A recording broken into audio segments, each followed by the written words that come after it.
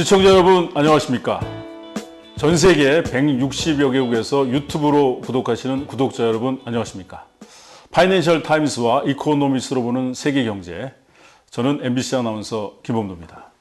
오늘 또 함께 해준 우리 KDI 대학원의 이진수 교수, 그리고 홍원석 국장, 한국은행에서 근무하고 있습니다. 그리고 우리 제작팀의 연웅준 감독, 그리고 한승열 감독 함께하고 있습니다. 오늘은 파봇에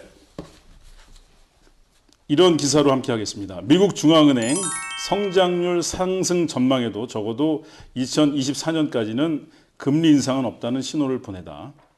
2021년 3월 18일 제임스 폴리티 그리고 콜비 스미스의 파이낸셜 타임스 기사입니다. 그리고 장기채 가격이 하락하면서 월스트리트가 파월, 미국 중앙은행 총재죠, 파월의 용기를 시험하다. 파이낸셜 타임스 기사인데 역시 그 2021년 3월 20일 콜비 스미스의 기사입니다. 그리고 경제는 주식시장 하락을 이겨낼 수 있다. 마틴 울프 기사죠. 파이낸셜 타임스의 2021년 3월 17일 기사입니다.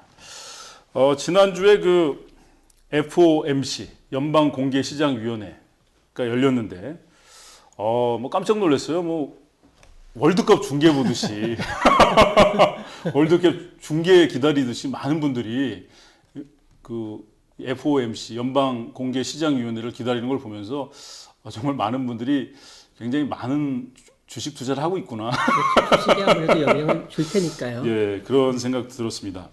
근데 하여튼 뭐 그 역시 핵심적인 거는 이제 그 미국 중앙은행에서 정책 금리를 어떻게 할 것인가, 인상할 것인가, 뭐 현상 유지할 것인가, 그게 가장 큰 관심사였죠.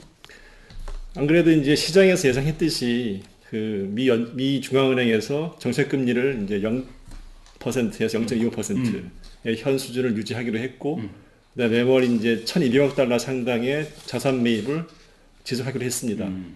근데 단지 이제 1월 달 회의 때 하고 이번에 3월 달 회의 때 하고 약간의 좀 변동이 있었는데, 이제 경제 성장 전망을 하고 물가 전망치를 좀 상향 조정했는데, 성장률 같은 경우에는 1월 달에 4.2%에서 6.5%로 그렇죠. 높였고, 근데 물가 전망도 1월 달 1.8%에서 2.4%로 올렸습니다.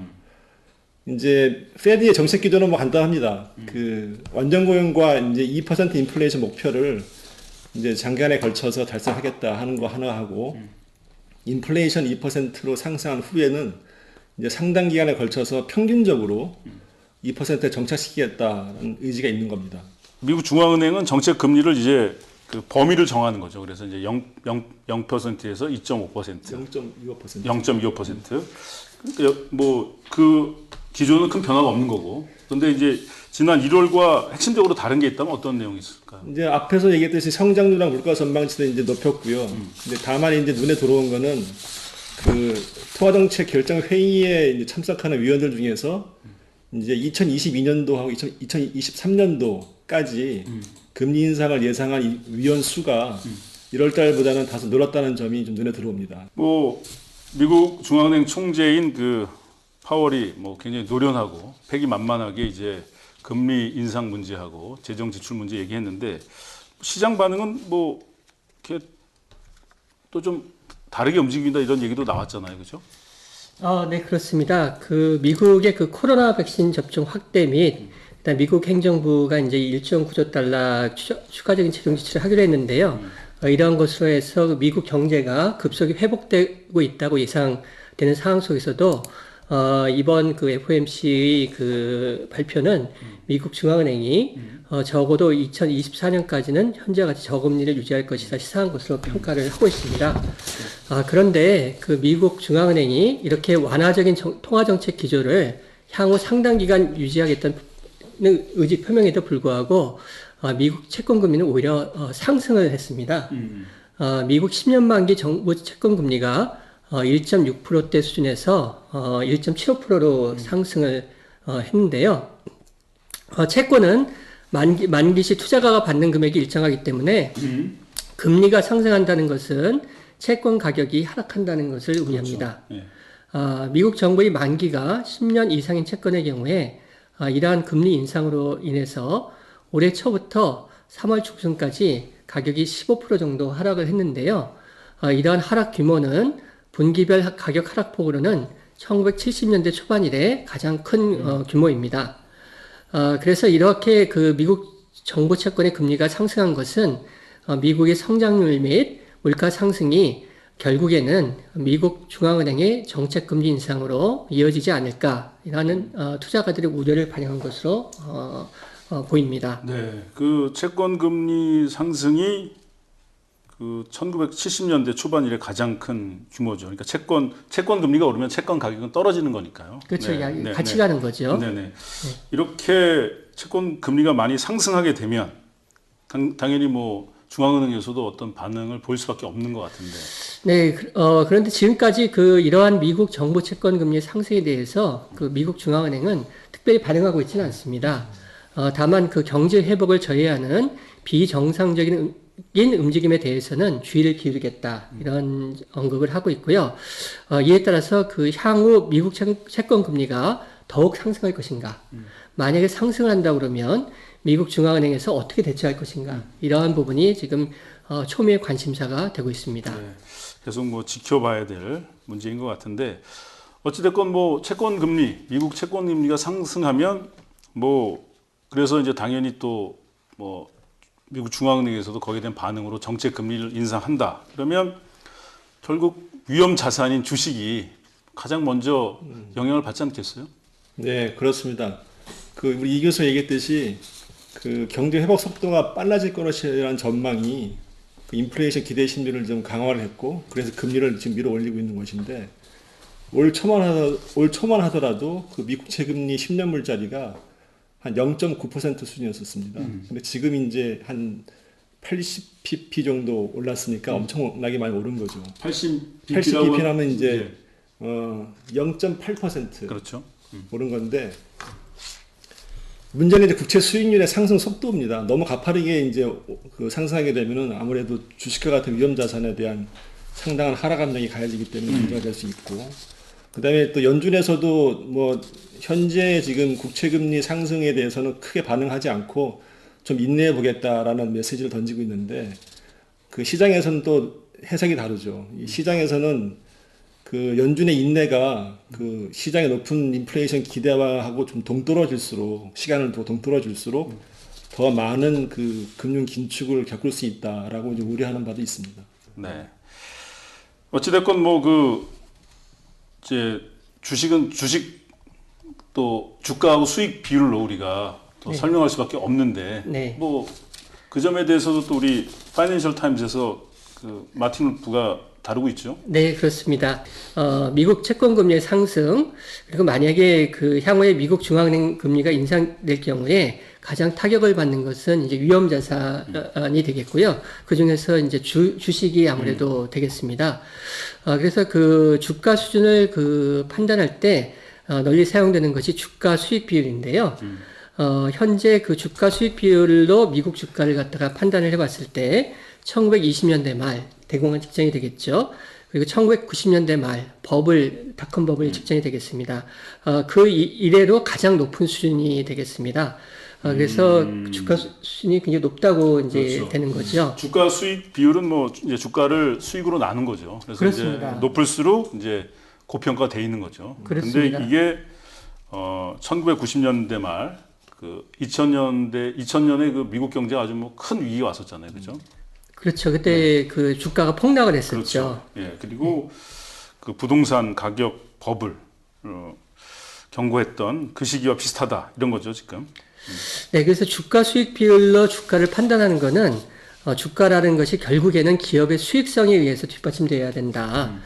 그렇지 않을 경우에는 결국에 주가 조정이 되어 왔다는 역사적인 경험에 기반한 그런 것이라 할 수 있겠습니다. 네. 그래서 주가 수익 비율로 봤을 때 현재 그 미국의 주가가 상당히 높은 수준으로 평가가 되는데, 다만 그 현재 시장 금리가 워낙 낮기 때문에 이런 높은 주가 수익 비율이 설명이 될 수 있다. 예, 다시 말해서 그 주식 위험 프리미엄, 주가 수익률과 그다음에 채권 수익률 차이로 봤을 때 정상적인 수준에서 크게 벗어나는 건 아니다. 이러한 평가를 1990년대 말 닷컴 버블과 2000년대 초반 부동산 가격 버블을 경고했던 미국의 예일대 교수이자 노벨 경제학상 수상자인 노버트 실러가 표명한 바 있고요. 동일한 견해를 마틴 울프도 표명을 한 바 있습니다. 네. 어찌되건 이제 금리 인상이 주가 하락을 가져올 수 있는데, 근데 그 주가가 하락됐다고 해서 무조건 경제가 침체되는 건 또 아니잖아요. 그렇습니다. 그래서 이제 이제 향후에 시장 금리가 인상이 될 경우에 아무래도 주가가 이제 조정될 가능성이 크게 되겠는데요.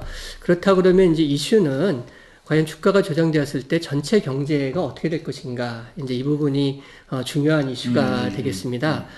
그래서 그 마틴 울프의 지금 그 논평 기사에 의하면은 전 세계적인 백신 보급, 그 다음에 정부 지출 증가로 경제 회복이 될 경우에 그 현재 제 중앙은행이 이제 코로나 이후에 굉장히 그 금리를 낮추고 유동성도 제공하는 등 그 완화적인 통화 정책을 계속 유지하고 있는데요. 이렇게 경제 회복이 되면은 향후에 긴축적으로 전환될 수 있고 금리도 상승될 수도 있겠다. 그런데 이제 그러면은 이러한 금리 인상이 또 주가 하락도 초래할 수가 있겠는데 이러한 주가 하락이 1930년대 대공황이 1929년 미국 주식시장의 대폭 하락으로부터 시작됐듯이 향후에 금리 인상으로 인해 주가 하락이 있을 경우에 동주가 하락이 경제 전체의 불황을 초래할 것인가.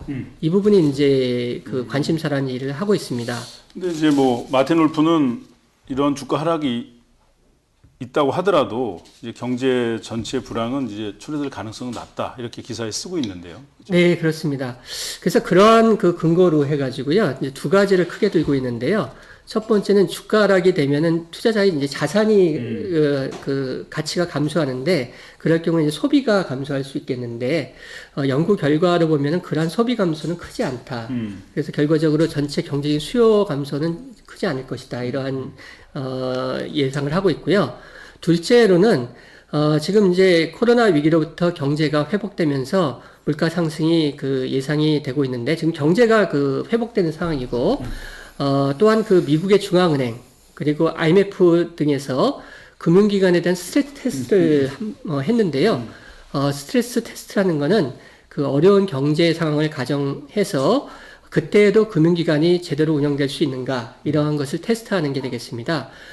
그러한 스트레스 테스트 결과 금융기관의 건전성에 크게 문제가 없다는 그러한 결과를 발표한 바가 있습니다.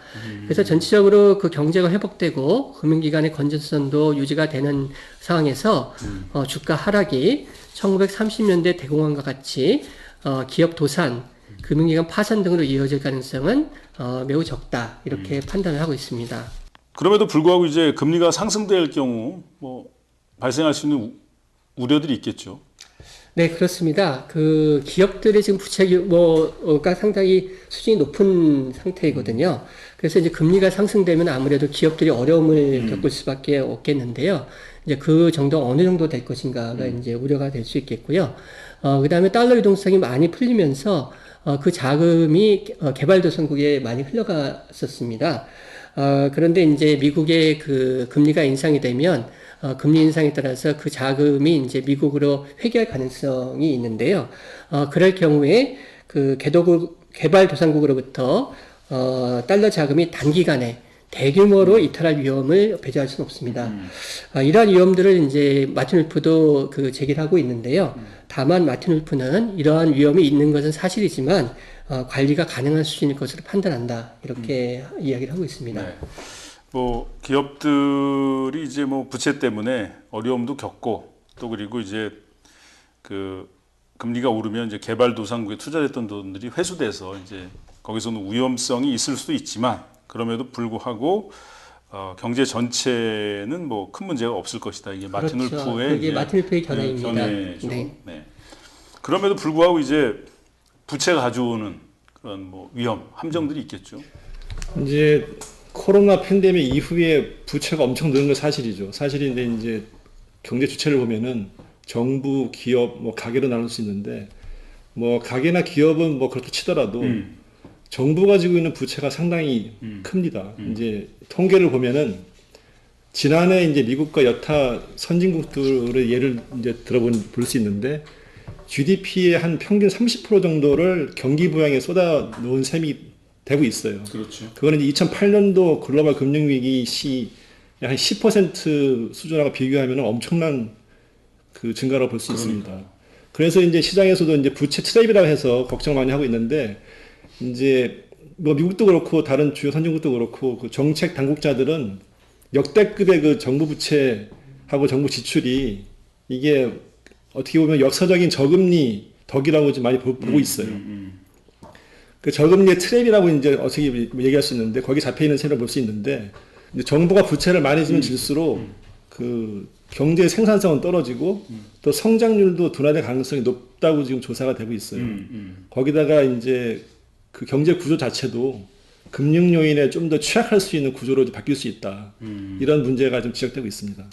어찌됐건 이제 뭐 저 같은 경우에 이렇게 뭐 월급 받고 또 뭐 대출 받고 뭐 이자 갚고 뭐 이 정도밖에 안 하고 있지만 그 이제 뭐 주식이라든지 채권이라든지 또 그걸 바탕으로 해서 투자라든지 이렇게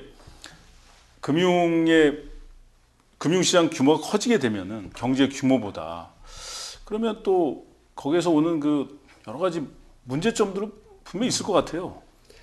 통계를 보면은 1970년대 이후에 이제 국제금융시장의 어떤 결의 규모라고 하나 그 사이즈를 봤을 때 글로벌 경제 규모의 한 4배 그 육박하고 있습니다. 70년대 이후 쭉 그 추적을 해보니까. 아하. 근데 이제 거기서 발생하는 금융 수익의 대부분은 좀 부유층에 많이 집중되고 있다라고 그렇죠. 볼 수 있죠. 이제 통계가 좀 나와 있는데 이렇게 이제 부의 양극화가 심화되고 있는데 그 지난 30년간에 걸쳐서 이제 미국의 경우에 이제 그 평균적 부의 분포를 한번 조사를 해봤어요. 해봤더니만 그 하위 50%의 경우에는 금융소득의 증가가 거의 없다. 없고 10가구 중에 한 가구는 그 순부채 상태에 있다라는 게 지금 집계가 되고 있죠. 결론적으로 이제 재정적 누중과 성장세 둔화 간의 고리는 우연이 아니다. 우연이 아니고 특히 이제 바이든 행정부 같은 경우에는 이제 저금리에 기대가지고 대규모의 정부 지출 늘리고 있는데 이렇게 늘려 나간다 그러면은 미국의 경제 성장세가 좀 약화될 수도 있고 또 금융 불안정 또 부의 불평등 심화 등이 좀 높아질 수 있다라고 볼 수 있는. 뭐 참 어려운 문제입니다. 이게 뭐 저소득층이나 중산층이 이제 뭐 코로나 때문에 이제 무너지고 있는데 그런 상황에서 경기 부양책을 안 쓸 수는 없고 근데 양적 완화 돈을 많이 풀다 보면 금융 비용이 늘게 되고 늘다 보면 결국은 돈 놓고 돈 먹는 사람들이 늘어나고 또 그 빈부격차가 늘어나고 뭐 그 중간을 잘 선택하는 게 결국은 이제 가장 중요한 역할이 아닌가. 이 참 어찌 보면 뭐 이 정치라는 게 참 어려운 것 같아요. 그죠? 그 순간순간 그거를 세심하게 살펴서 어느 시점에 돈을 풀고 어떤 시점에서는 또 긴축을 해야 되고 돈을 풀되 또 돈 가지고 장난치는 사람 없게 하고. 근데 이제 재미있는 거는 부연 설명하기 있는데 미국과 이제 여타 선진국 같은 경우에는 이제 공공부채가 지금 평균적으로 GDP의 한 110% 수준이에요. 근데 이게 이제 70년대는 20%밖에 안 됐거든요. 안 됐으니까 한 5배 정도 늘어난 셈이 되는 거죠. 그리고 80년대부터는 중국 정부가 경제가 좋을 때나 나쁠 때나 적자 재정에서 벗어나지 못하고 있는 상황입니다, 지금. 그렇죠. 이것도 아마 이제 앞으로 경제 패러다임을 어떻게 이끌고 갈 것인가 그런 뭐 그 이제 고민해야 될 근거 중 하나가 되겠습니다. 예. 원석이 안경 바꿨니? 잘 어울린다. 초점이 좀 이렇게 달라져가지고. 그래서 얼굴이 달라졌다. 예리하시네.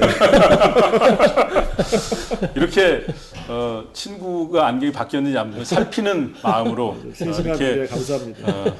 세계 경제를 살펴보고 경복궁에 가면 그저 우리 대표적으로 그 정전 있잖아요. 거기에 근정전, 근면한 정치. 그러니까 뭐 똑똑한 정치, 뭐 탁월한 정치 이런 게 근면한 정치를 얘기하는 게 역시 이렇게 세심하게 관심 갖지 않으면 뭐 그 수많은 뭐 정책이나 또 뭐 자금이 동원되더라도 엉뚱한 사람이 이득을 보는 그런 경우가 되니까 말이죠. 그런 생각이 듭니다. 조금 더 드릴 말씀이 있는데요. 네. 역시. 그래서 이제 그 마틴 울프 얘기를 보면은 이제 그 부분이 되겠죠. 그러니까 과연 주가가 하락이 만약에 된다 그러면 그러면 경제 전체적으로 어떠한 그 지금 영향이 있겠느냐.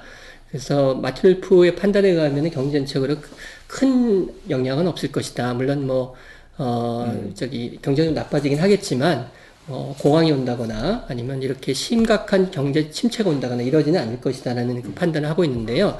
우리가 이제 작년 이후에 코로나 이후에 경제 상황이 안 좋아졌음에도 불구하고 저금리와 풍부한 유동성을 기반으로 해서 주가가 상승한 것을 보았습니다. 그래서 어떤 면에서는 실물 경제와 금융 경제가 이제 서로 이제 별도로 따로 놀고 있었던 것이죠.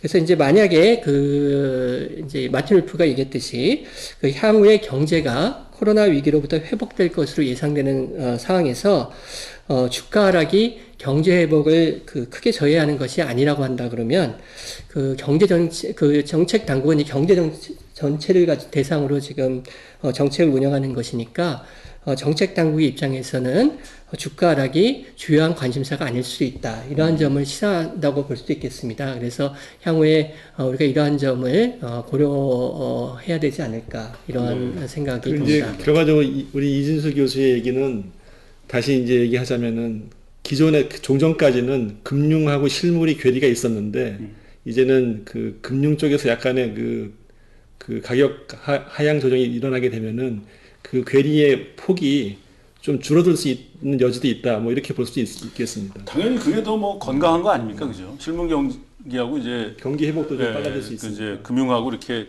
큰 차이가 없는 게 건강한 모습이겠죠. 그러면서 본다면은 이제 근데 사실 그 경제를 그 주식으로만 연결시켜서 바라보는 거는 건강하지 않은 모델인 것 같아요. 그런 면이 있는 것 같아요. 그래서 이제 물론 주식이 잘 돼야 되지만. 그렇죠. 이게 두 가지 면이 있는 것 같은데요. 이제 저희가 지금 금리 인상에 따른 주가 하락을 얘기하고 있지만 또 그 경기가 좋아짐에 따라서 기업의 수익이 이제 좋아질 테니까 그에 따라서 기업의 주가에 또 긍정적인 영향을 주는 면도 있거든요. 그래서 과연 향후의 주가가 어떻게 될 것인가는 이 두 가지의 영향이 어떻게 될 것인가. 그러니까 이제 경기가 좋아지면서 금리 상승이 있는 거는 이제 주가의 하락 요인으로 작용을 하는 반면에 또 경기 상승 자체는 주가의 그 긍정적 요인으로 작용을 해서 결과적으로 전체 주가가 어떤 실물 부분과 같이 가는 그러한 그 구조로 좀 더 가지 않을까. 그 과정에서 주가가 조정될 가능성은 뭐 있겠다. 뭐 이런 이야기를 할 수 있지 않을까 싶습니다. 오늘도 하여튼 뭐 세계 경제 함께 고민하고 걱정하느냐고 고생 많았는데 어떻게 뭐 좀 이렇게 지치지는 않냐? 너희도 어떠냐? 힘들어요. 약간 머리도 빠지는 것 같아요. 힘들어요. 파이낸셜 타임스와 이코노미스트로 본 세계 경제 오늘도 함께해 주셔서 정말 고맙습니다.